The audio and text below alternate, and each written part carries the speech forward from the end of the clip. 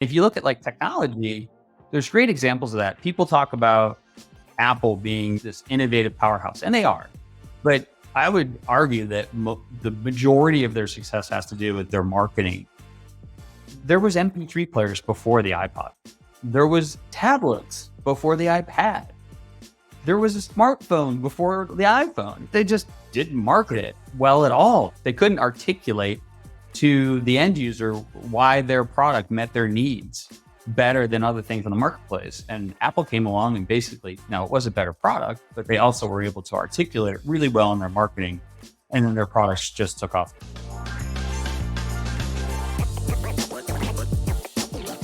Hey, Rob, great to see you. Thanks for coming on the show. Gladly. Thanks for the invite. Awesome. Hey, mate, let's go back to your early years. What sparked your interest and got you into marketing in the first place? When I started my career, I was in purchasing. I bought chemicals, right? And the chemicals went into soaps and detergents. And what's really interesting is that most detergents are about 90% the same. In the US, it's Tide, Pure, Bold, Solo, Dash, Era. And they could cost 2 times as much. They could have 3 times the market share, and the product was 90% the same. And what I realized by working with my cross-functional counterparts in marketing, which they call brand management at Procter Gamble, is it really came down to how they named the product, how they priced it, where they got distribution, and most importantly, what was the customer need that they were trying to solve. Was your need that you wanted to get out stains? Was your need that you wanted to have the whitest clothes? Was it that you didn't want your clothes to fade? And just by understanding that need and then being able to market that your product did it better than other people, you could have huge sales.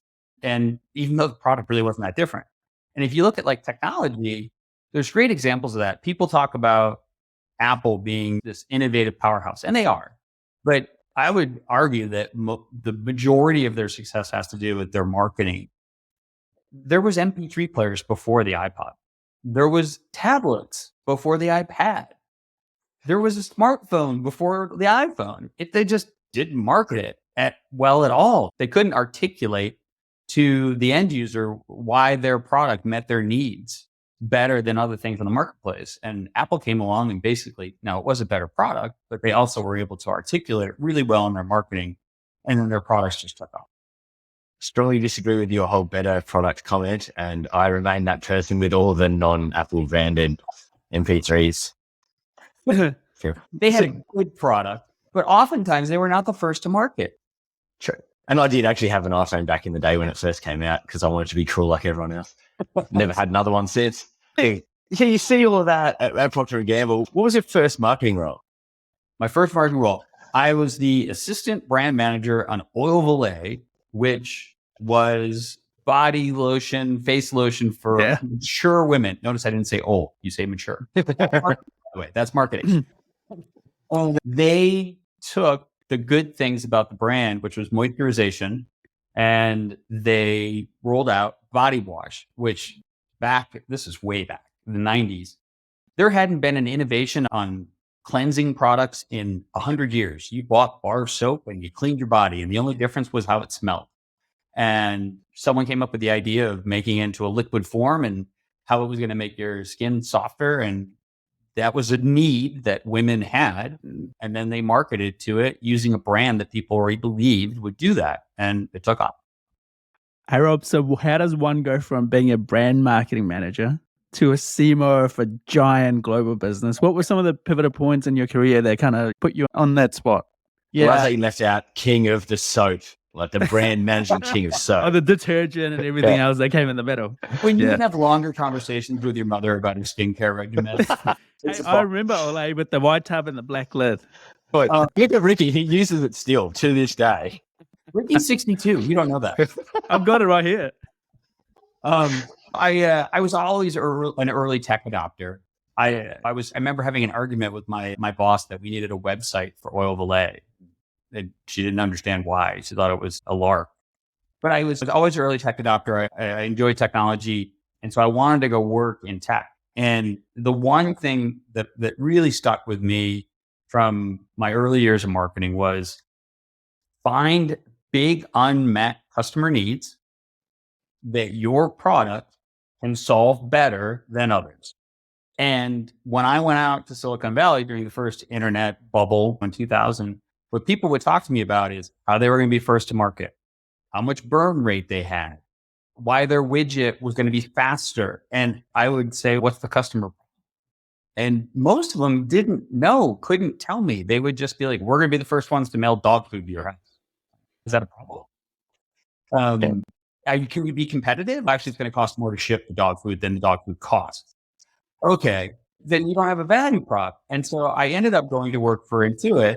And the reason I went to them is they had a very similar mindset. Find big unmet customer needs that our technology solves better than others. And they added a third one, and you have a competitive advantage, a durable competitive advantage, preferably. And that resonated with me. So I said, hey, I'll go work for them for 2 or 3 years. I ended up staying for 20. But I came on as a senior marketing manager. I was like I think I was one level above entry level, working on spamming people's email with trying to get them to buy QuickBooks desktop discs. And our number one place that we sold product was large box stores like Costco and Sam's and the old business stores like Staples. And we sold millions and millions of boxes with a CD. During the course of the period, how much has the marketing actually changed, Rob? What were some of the channels that started working when you first joined the brand and from the time you actually left? Yeah. Early on, it was retail was king because that's where you went to buy software. That's where you bought Microsoft. That's where you bought Adobe. It's where you bought the Intuit products, TurboTax, all that. But you also had direct sales, right? Because as people would become customers, they would be repeat purchasers. Accountants would tell them to call and ask questions. Support actually was a sales channel in many ways because people call with questions about the product. And then the way you solved their product was to upgrade them or to put them on other services. So it was retail and direct sales. And then with the growth of the internet and search, then online advertising really became the number one place to sell to consumers and small businesses. When you get into mid-market and enterprise, it's a different game.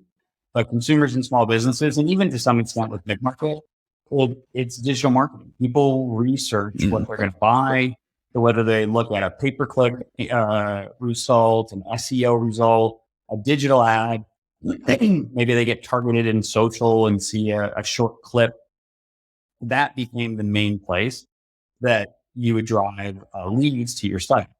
But then once you got to your site, you had to make a decision. Were you going to be a product-led growth company where it was all product? Were you going to make them call sales because you were a more expensive product that had a more complex selling cycle and more complex pricing? Or were you going to do a hybrid? I worked in one business that was completely product-led and then another business that was a hybrid where it was like 70% self-serve and 30% they would pick up the phone and talk to inside sales. Interesting. You mentioned a lot about sales there, Rob. Companies that we often speak to, even in the early stage, a lot of them actually struggle with this alignment in sales and marketing because marketing's, obviously, to your point, has changed dramatically in the last 10, 20 years, right? They've come a long way, whereas sales in many organizations is still stuck in the 50s. It's very much the old school playbook, right? Yep. What are some of the challenges that you've come across when it comes to alignment in the two functions, and what have you been able to do to overcome those? Yeah. A lot of times the problems with alignment is that they're solving for different things. Marketers might be thinking about what's our brand image, what's our messaging, how many clicks do I get, what's our social likes, which maybe aren't bad, but I'd want to know how does that help you actually sell more product, right? And then you have the salespeople who are like, I need leads. I need good leads. I need leads I can close. I need leads that close and actually buy a lot of product. Don't buy our cheapest product. And even if they are getting leads, maybe it's not the best leads. I'm a big fan of first you have to have a company strategy and everybody gets behind that company strategy. And who's your target customer? What's your problem? What are you trying to solve? So who's your target customer? What's your problem? How are you solving that with the product?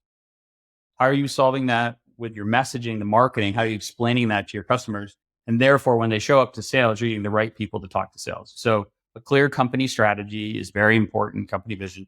And then when you go down to declaring your strategy and your principal or priorities for the year, I think marketing and sales have to do it together. They can't do it in a silo. They have to sit down and say, all right, what did we learn last year? What are we trying to achieve this year? How do we do this together?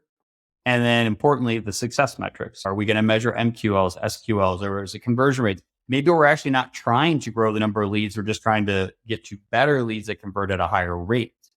And unless you have alignment on those, the strategy and the success metrics, I think you end up having people that are going to be solving for the wrong things. I think you've raised two awesome points there. One, metrics, one, people. I'll take people. Ricky can take metrics because that's how it generally rolls out between us. But I was always a very strong believer in making sure your sales leader and your marketing leader are super aligned, because if they're not building stuff together, then it will always, from my experience, devolve into a he said, she said, or she said, he said, depending on which side they're sitting on, or he or she. But the point being, it's my word versus your word. I did heaps of leads come in. All the leads are crap. I didn't bring any leads, but the ones you brought were still crap, or they're amazing, but I need more. If they're not aligned, then all you ever get is back and forward.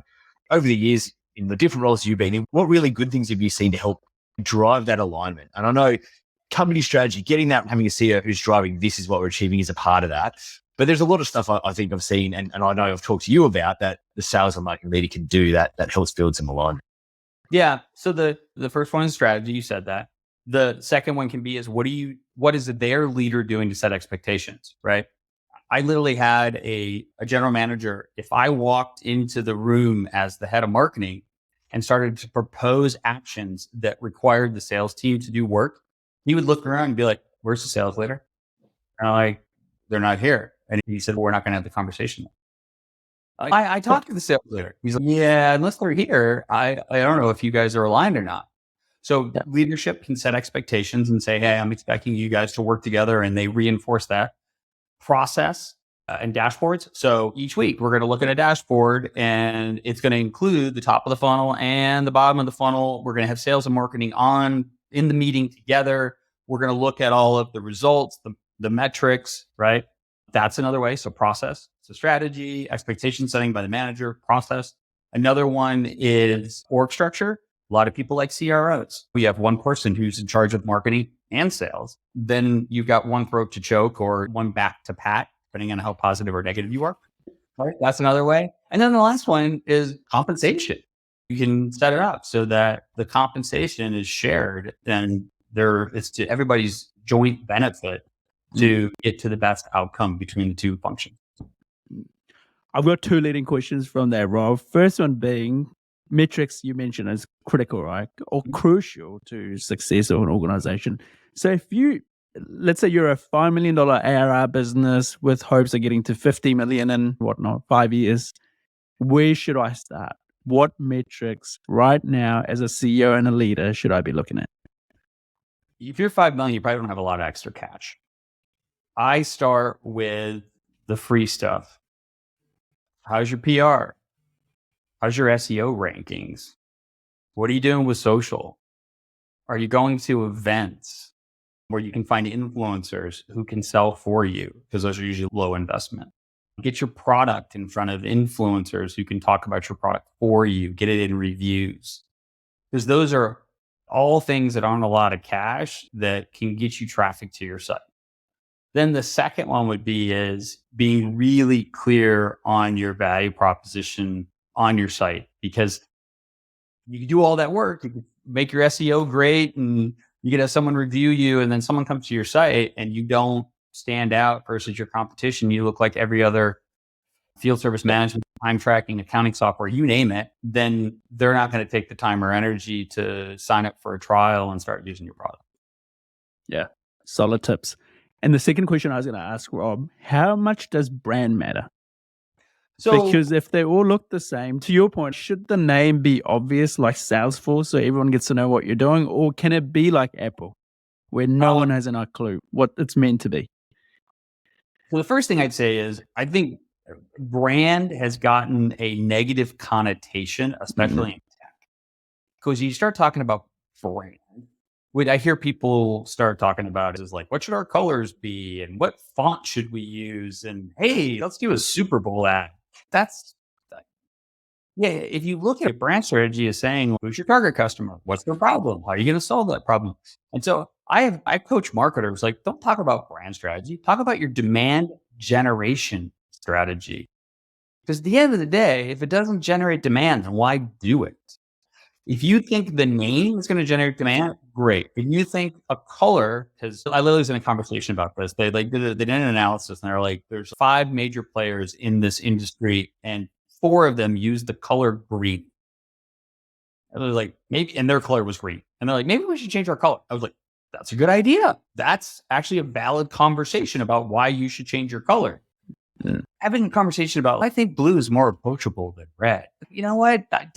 Explain to me how it's going to drive differentiation versus your competition, how it's going to drive demand. That's where brand is important. It's explaining your product easily to your consumer. It's differentiating yourself versus your competition. It's not about colors and fonts and Super Bowl ads. I do. A lot of what we talked about today links back to that same thing, right? If you understand your strategy, who you're targeting, why you're targeting them, and what they need, then a lot of the rest of that fruit just hangs off that, right? And so brand becomes important if it's going to add to all of those things. I think what we see a lot too with early stage companies coming through is when they do have a spare dollar, it all goes into digital marketing. Whether it's the right place or not, it's become the default place to put your dollars. You're buying crap. Correct. What are some of the key early stage shifts you've got around demand generation through online advertising? Things they should be looking at and tracking. Is there stuff they should be looking at? A lot of people put money in there. Doesn't mean they're tracking anything other than, oh, look, we got 2 leads.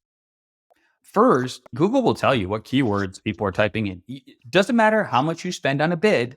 You cannot make someone magically go over to the computer and start typing in best accounting software. Like that doesn't happen. Like they have to already be there and searching for you to then show up in a search review. And they might not type in accounting software. They might type in invoice, how to invoice. They might type in best financial software or best software for a small business. There's lots of different terms and phrases they could use. Find out what people are actually searching, which will give you insights to the messaging you should use that explains the value of your product to meet their need. Look at what your competitors are buying.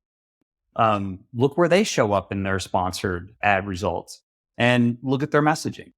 The other thing I would say is that if you are going to spend money on online advertising, whether it's search or digital ads or ads on social platforms, your landing pages in your website is incredibly important because you spent all this money to get them there. You better have a good value prop. You better have good, just put it basically, you better have a good messaging on the page that convinces the person to take the next step. Whether that next step is signing up for a free trial, whether that next step is calling sales, whether it's signing up for a demo, like you have to be convincing. And many times you have multiple people in the same industry promising the same thing. I'm going to save you time. I'm going to save you money. And so you need something that differentiates your company. Maybe it's your Capterra reviews, your GT reviews, your own customer reviews. Maybe you got some third party that did a review on your product, case studies, the claims like saying, hey, the average user of our product reduces the time required 30% a week. They save over 10 hours a week, or they reduce their cost of maintenance by 20%. And people start thinking, okay, now this thing pays for itself. There's data points to believe it. Did you guys have Crest in Australia? Yeah. Okay. So like way back when, like everybody was brushing their teeth and everybody said the same thing. You don't get cavities if you use our product. So like when you walk up to the shelf, what do I buy? Everybody says they prevent cavities. Crest went out and surveyed dentists, and 8 out of 10 said, I prefer Crest.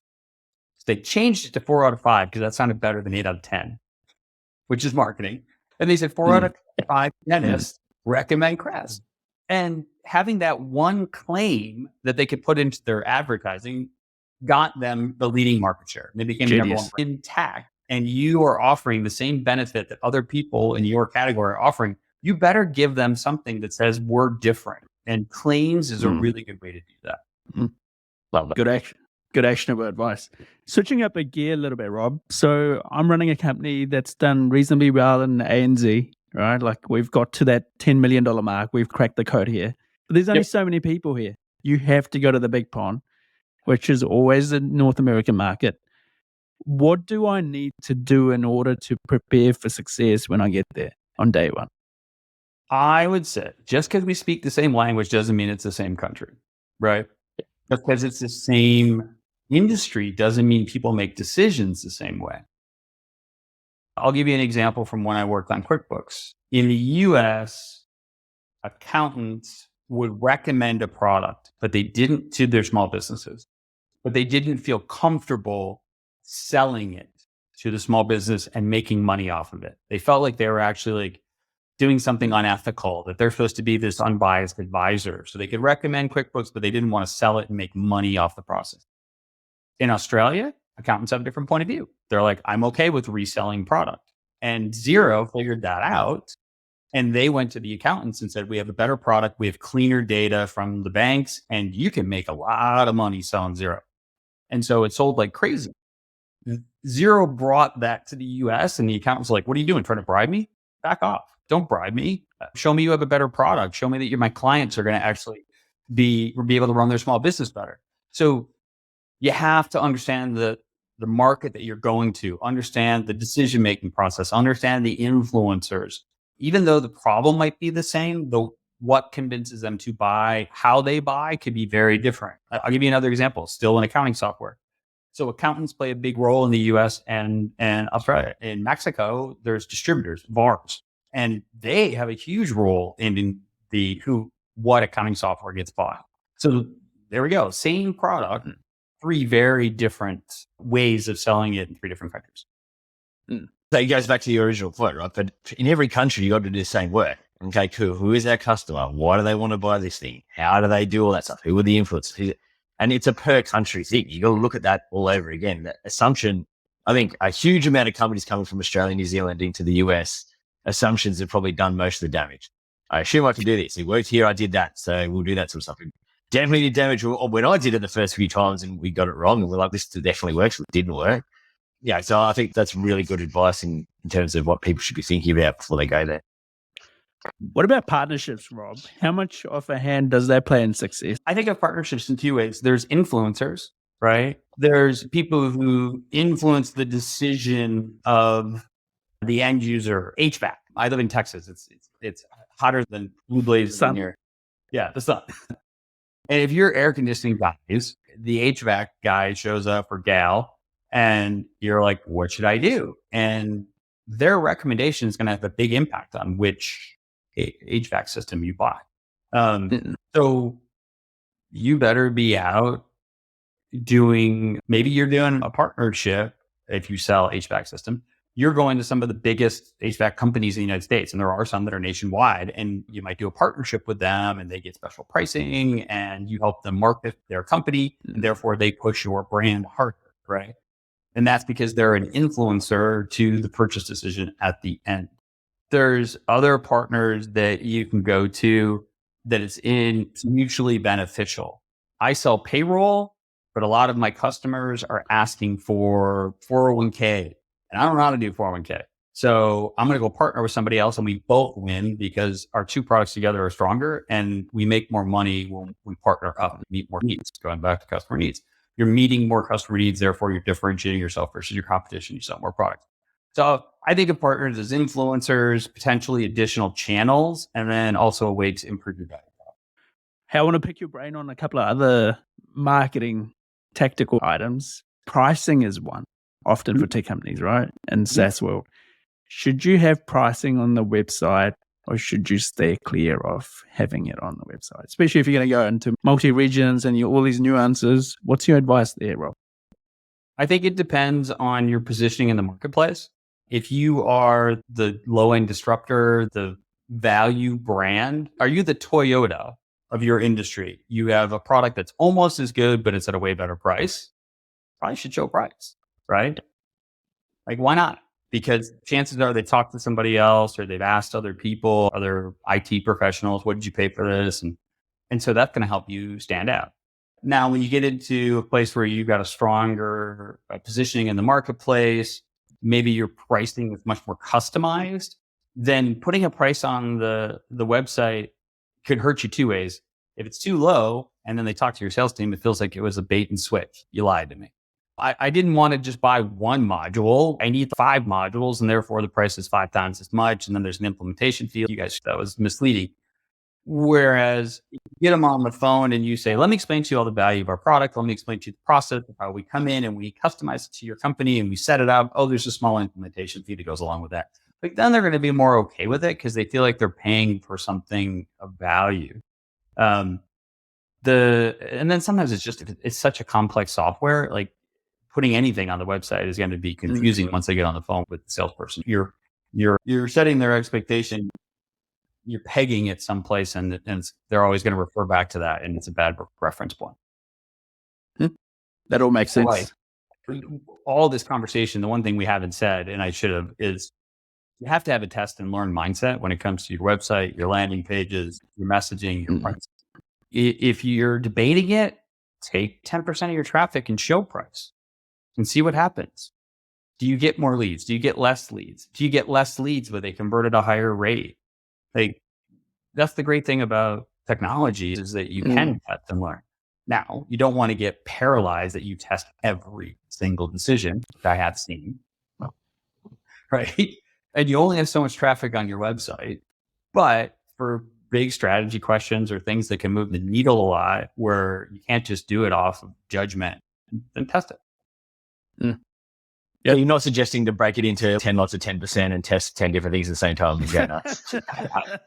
All at once. I worked at a business that, I could take 50% of the traffic for 2 weeks to get to statistical significance, right? If you ran a test that was a negative 10% test, you're taking the business down 5%. So don't do that. Yeah. In that situation, could we go test it on click? And I know it won't be statistically significant, but if it's really bad, we'll probably know. And then you can figure out what you're going to test on the main web page that gets most of the traffic. Or should we do a survey? Because man, gambling half of our P&L for 2 weeks makes me really nervous. Testing mindset is awesome. Just don't be dumb about it, right? And don't take your business backwards because you're testing everything you do. There are other ways you can, the gut still comes into stuff. If you test it on something that maybe is not statistically relevant, but it gives you an idea, hey, gee, we did this and half of it's come through and it's good, then that gives you some reason to take that next step rather than just throw the dice in and hope it goes well. Yes. The great thing about technology and the internet is you can measure everything. You know, the crappy thing is you can measure everything. Yeah. And so you can get into analysis paralysis. You can get into data just frozen because you have to have a perfect answer. You don't always need a perfect answer. Data should always be added to judgment and business acumen. And then you make points. That's a good snip for later. That's it. It's coming. Rob, is there a marketing channel that just works but is underutilized? If you're in a bigger industry, events works, but I think a lot of people do them wrong.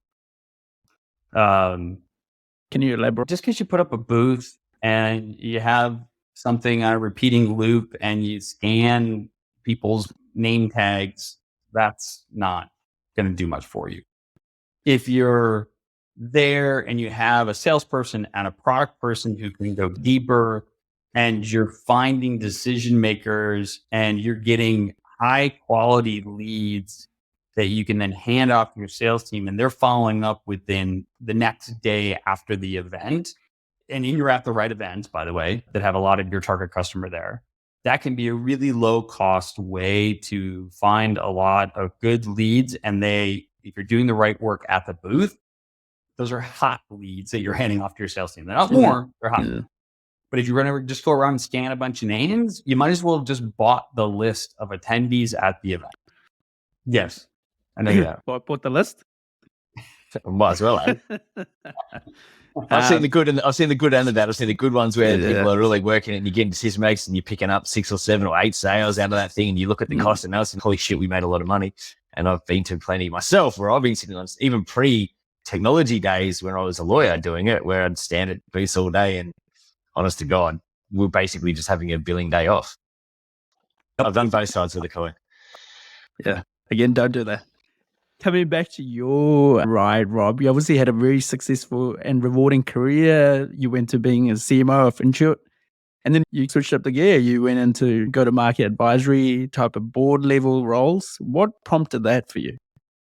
A couple of things. I was fortunate in my career that I started in purchasing, like operations. Then I went into marketing. Then I moved into product management. I was a general manager, all the functions. And then ultimately I was the chief sales officer running sales for the company. Not many people get to move around and do those other functions, right? The other side is not many people want to do that. You have to have a mindset of lifelong learning, and any opportunity to take on something new and different, although it's going to be hard, is an opportunity to learn and make your skill set stronger. So I did that, and it helped me be successful in my career, but it was also really hard. So I was at a point where I had achieved a lot in my career, but I wanted to spend more time with my family, quite honestly. And so I was like, hey, where's a way that I can continue to be challenged mentally? I can actually pass along some of the things that I've learned, the skill sets that I have and the experiences, and help some other people maybe miss some potholes that I stepped into. And so that's why I made the decision to transition over to board work. The other part of that is I get to learn like 3 new industries, because every company's different. They're different industries. And so it's another way for me to keep my learning journey going versus just going to a bigger company in the same industry. Hey, No answer, mate. I got multiple kids. That's it. They're young enough they don't remember that you're working a lot. Yeah, they remember now, trust me. Hey, Rob, anyone thinking of making the switch, what are some of the things they need to be looking out for? When you go from an operator to an advisory role, it may sound easier than one may think, right? You're on the sidelines, you're on the other side of the fence. It's hard. Yeah. What did you find so hard about it? I was in charge, or at least for my group, I was in charge. And even my cross-functional counterparts, we worked together. And so they had to at least listen to my point of view, even if they disagreed. And when you saw things that were broken, you either could make it a priority for your team, or you could just go in and try to fix it yourself. As a board member, they don't have to do what you tell them. You're an advisor. And the first thing I learned was you better get to know their business well enough that you're actually speaking from a position of an educated point of view. Because walking in and being there, you saw if a new CEO walked into your company, a new president, head of sales came in, and 2 weeks after getting into the job, they started changing everything and telling you what needed to be changed in the company. You'd be like, what are you doing? Don't even know our business yet. One, you got to learn the business. The second thing is you have to realize that they don't work for you. And so you have to convince them, you have to show them that there's value you can add from your background and experience. I think the biggest learning I had was I almost overcorrected to I'm a coach and advisor. And sometimes I didn't push my point of view hard enough early on. And so over time, as I got more confident and more familiar with the role, I realized that it's easy for companies to stay in their path. The momentum is strong. And so to get them to change course takes a little bit more of a stronger point of view. And sometimes a good, what do you guys call it? A dust up? A good debate. Dust up. Like you get debated out. Now you can't do that until you know their business and you have a good relationship, but then have at it. And at the end of the day, you'll get to a better decision. And I guess, look, I'm going to ask you the question, what makes a good board member? Right? What makes a good board member? Especially an independent board member. You don't get to choose a bunch of them, but for an independent, what makes a good independent board member? Yeah. Somebody who takes the time to learn your business, your industry. Someone who realizes that they actually are in the middle of the PE firm or the VC or the public market, if you're public, right? You're in the middle of the PE and the company. So you have to be an advocate for both. So if I work for a private equity company, I need to be an advocate of, hey, they invested in you. You need to have decent growth. You can't waste your money. Your OpEx can't be going to negative. On the flip side, I have to be an advocate for the company too. Hey, I know their business enough. I've sat down, I've had the conversation with the CEO and the head of sales. They want to go hire 20% more salespeople and put this into marketing. I believe in them and I advocate for them that I think they should go do it.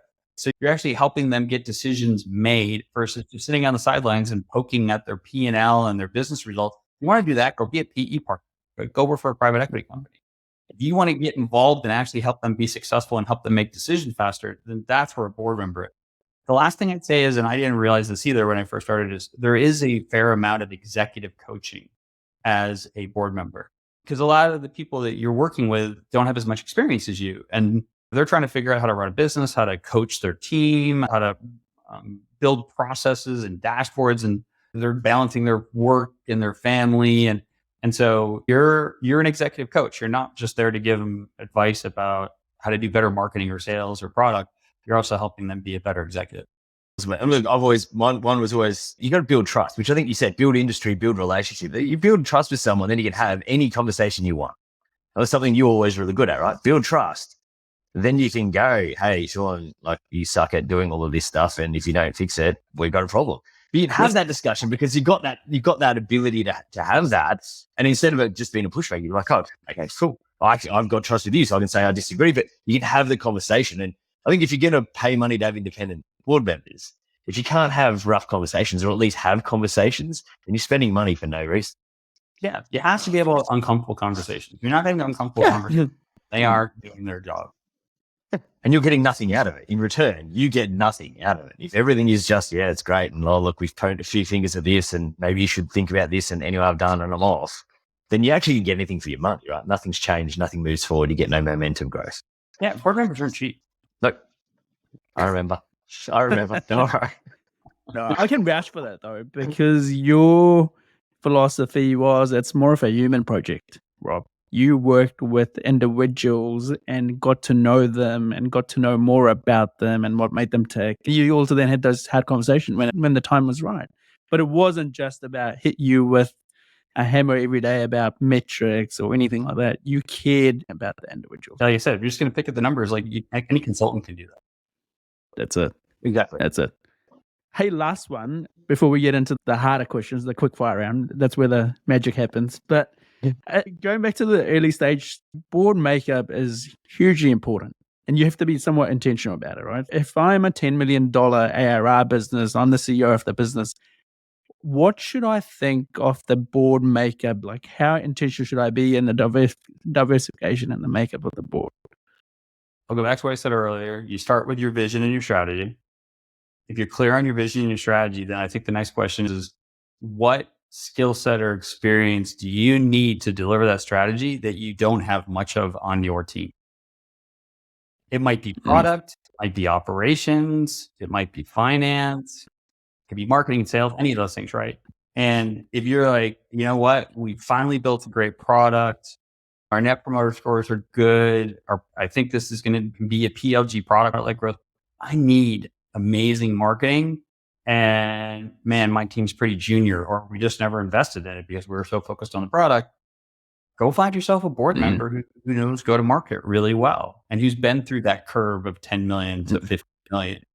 On the flip side, if you're like, I've got this great business and we did a bunch of M&A and now I got 5 tech stacks and I'm spending 50% of my product development resources on just tech refresh and maintaining, and I need to rationalize my tech stacks, you might need to go find yourself a product person on your board who's been through that and has done it in a way that didn't piss off the end users and cause a bunch of solid tips.